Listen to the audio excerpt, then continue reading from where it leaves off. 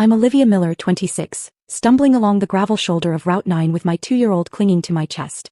Semi-trucks are blasting past us, shaking the ground, and I'm terrified. But I keep walking. Then tires screech. My father's black truck slams into park right in front of me. He jumps out, face pale with rage, looking at the empty road behind me. Olivia, where is your vehicle? He shouts over the traffic. I look him in the eye and finally speak the truth. Anthony took my keys. He says I'm medically unfit to drive. Drop a comment and let me know where you're listening from and what time it is for you right now. I'd love to know who's part of our community. The silence inside my father's truck was heavy, a stark contrast to the roar of the highway we'd just left. The air conditioning blasted against my face, drying the sweat but doing nothing for the cold knot in my stomach. Noah had fallen asleep instantly in the car seat, lulled by the vibration of the engine. I looked at his small, peaceful face and felt my hands start to shake.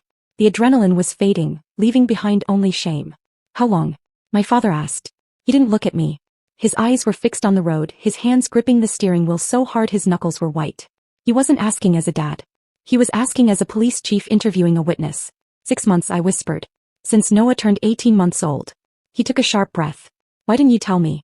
Because it didn't look like abuse, Dad. That's the trick. It didn't start with a lock on the door or a raised fist. It started with a casserole. It started with Susan showing up with dinner and saying, "You look exhausted, Olivia. Let me take the night shift."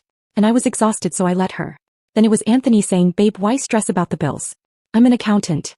Let me handle the finances so you can focus on Noah." And I was stressed, so I thanked him.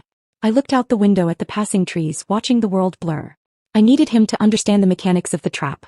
It's the boiling frog, Dad. You know the story? If you drop a frog in boiling water, it jumps out. But if you put it in cool water and turn the heat up slowly, it cooks to death before it realizes it's dying. That was my life. The heat went up 1 degree at a time. First, Susan moved into the guest house to help. Then she was in my kitchen every morning, criticizing the nutritional value of the oatmeal I made. Then she was checking my grocery receipts, circling items she thought were wasteful. When I complained, Anthony told me I was being ungrateful. He said I had postpartum anxiety. My father's jaw tightened. Did a doctor say that? No. Anthony did. Every time I questioned why he moved our savings into a new account I couldn't access, he said I was being paranoid. Every time I asked why Susan had a key to our bedroom, he said I was being difficult. They made me feel like my brain was broken. Last week I tried to drive to the park and my keys were gone. Anthony said he took them for my own safety because I've been so scattered lately. He said he was protecting me. I looked down at my hands. They were raw from gripping the carrier straps. They checked my phone, Dad. Every night. Anthony said he was just making sure I wasn't doom scrolling, that it was bad for my mental health. But he was reading my text. He was tracking my location. I stopped calling you because I didn't want you to worry and I didn't want them to know I was cracking. I thought if I just behaved better, if I was just calmer, they would give me my life back. My father pulled the truck onto the shoulder of the road and put it in park. He turned to me and the look in his eyes wasn't anger at me. It was the cold, lethal focus of a man who had hunted predators for 30 years. That is not help, Olivia, he said, his voice low and terrifyingly steady. That is a siege. They isolated you. They disarmed you. And then they took you hostage. We're going back. Panic flared in my chest. No, Dad, please. I can't. We aren't going back to talk, he said, shifting the truck back into gear. We are going back to get your things. You are leaving that house today and you are never walking on the side of a highway again. The tires crunched on the pristine gravel driveway. My father's truck looked out of place among the imported sedans and meticulously trimmed hedges. The estate was silent, a fortress of beige stucco and wrought iron. Dad killed the engine, but neither of us moved. Through the windshield I saw them. Anthony and Susan were on the patio. Susan was laughing, holding a glass of white wine while Anthony scrolled on his tablet. They looked like a picture from a magazine. They looked like people who hadn't just forced a mother and child to walk miles on a highway shoulder.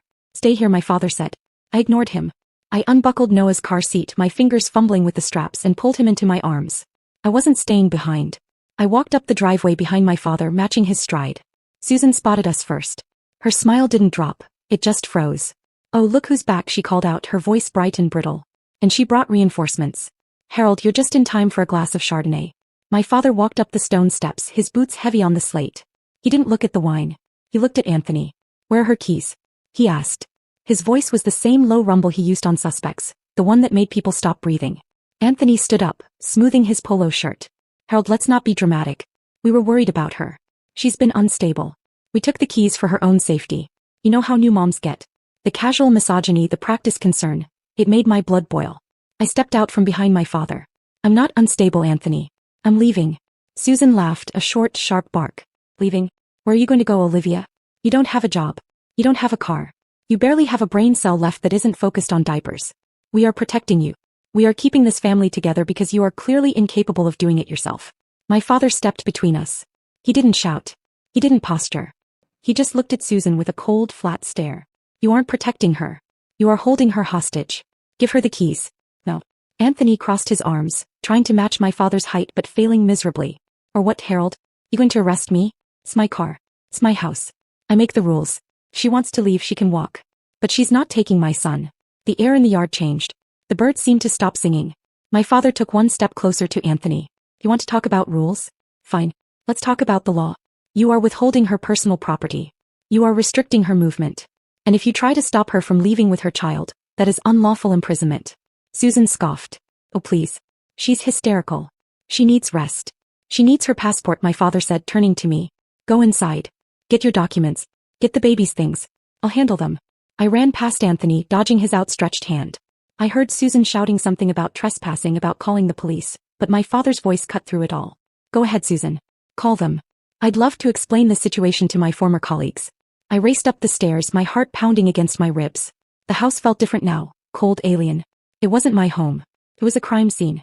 I tore open the closet door, my hands moving with a frantic, clumsy speed. I didn't fold anything. I shoved clothes into the duffel bag. Noah's onesies, my jeans, anything I could grab. My breath hitched in my throat, a jagged rhythm of panic. My father stood in the doorway, his back to me, watching the hall. He was a statue, a barrier between me and the people who had slowly dismantled my life. I stopped for a second, clutching Noah's favorite blanket. Dad, I whispered. He didn't turn around. His shoulders were rigid. I saw it then, 6 months ago, he said, his voice rough with a pain I hadn't expected. The Sunday dinner when you didn't laugh once. The way you looked at Anthony before you answered a simple question. I saw the light going out in your eyes, Olivia. I froze. He knew. I told myself it wasn't my place, he continued, his voice cracking. I told myself marriage is hard, that I shouldn't interfere, that I was helping by giving you space. I thought I was respecting your boundaries. But I wasn't. I was leaving you behind enemy lines without a weapon. I'm so sorry. The guilt in his voice was heavy, a physical thing. It was the silent regret of the watchman who fell asleep while the castle was breached. I walked over and put a hand on his arm. You're here now, I said. But Dad, you need to know something. I didn't stay because I was weak. He turned to look at me, his eyes searching mine. I stayed because I was terrified that if I left without a plan they would take Noah. I pulled a hidden folder from under the mattress. The one place Susan never checked because she was too busy inspecting the dust on the baseboards. I opened it. Inside were photos of Anthony's bank statements I'd snapped when he left his laptop open. Screenshots of texts between him and Susan discussing how to manage me. I wasn't just surviving, Dad, I said, my voice steadying. I was gathering ammunition. It's the invisible chain of the survivor. You don't yank against the chain because it just chokes you harder. You wait. You pick the lock while they're sleeping. I was waiting for the moment I could leave with Noah and never have to look back. Today was that moment. My father looked at the folder, then at me. He didn't see a victim anymore. He saw his daughter. Let's go, he said. We walked out of the bedroom. Anthony was at the bottom of the stairs, looking up at us with a mix of fury and disbelief. Susan was behind him, her phone in her hand. You can't take him, she shrieked, pointing at Noah in my arms. That is kidnapping. I have the police on the line right now. My father didn't even slow down. He descended the stairs step by heavy step, forcing Anthony to back up. It is not kidnapping for a mother to travel with her child, Susan, my father said, his voice projecting with the authority of a man who knew every statute by heart. But preventing a person from leaving a premises? That is unlawful restraint. And if you lie to a 911 dispatcher about a custody dispute to incite a police response, that is filing a false report. Do you want me to spell out the sentencing guidelines for you? Susan's mouth snapped shut. Her thumb hovered over her phone screen, trembling. I walked past them.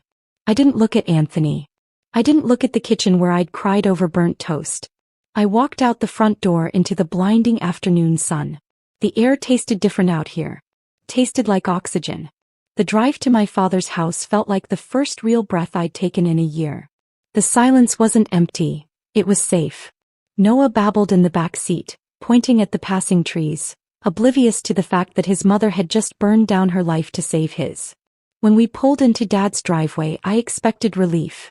Instead, my brain switched into overdrive. The adrenaline crash was brutal, leaving me shaky and nauseous. We need to check everything, I said, dumping the duffel bag on Dad's kitchen table. My father was already on the phone with his lawyer, but he nodded at me. Check what? The money. The documents. Everything. I spread the papers out. I'd managed to grab the file folder from Anthony's home office while Dad was blocking the stairs. My hands trembled as I opened it. Bank statements. Loan agreements. Title documents. It took 10 minutes to realize the extent of the damage. Dad hung up the phone and walked over. What did you find? I stared at the paper in my hand, the numbers blurring. My car, I whispered. The SUV you bought me when Noah was born. Yeah. It's gone. Anthony sold it 3 weeks ago to a dealership in the next county. The bill of sale was right there, dated the day after he took my keys. $12,000. My father's face went stoic, a mask of controlled rage. He sold a gift given to his wife? He didn't just sell it, Dad. Look at this. I pushed a bank transfer receipt toward him. He used the money to pay off a credit card. But the card isn't in his name. It's in Susan's. Dad picked up the paper. Susan's gambling debt? Or a failed business venture? Does it matter? They stole my car to pay her bills. But that wasn't the worst of it. I dug deeper into the file, my heart pounding a frantic rhythm against my ribs. There was a loan document from a private lender. $40,000. The borrower listed was Olivia Miller. I didn't sign this, I said, my voice rising in panic. Dad, look at the signature. Sunit. Looks like Anthony trying to write like you, Dad finished. I felt the room spin. He took out a $40,000 loan in my name. And the educational trust fund? The $56,000 my grandmother left me? I logged into the banking app on my phone, my fingers slipping on the screen. Incorrect password. I tried again. Locked out. I called the automated number, punching in my social security number. The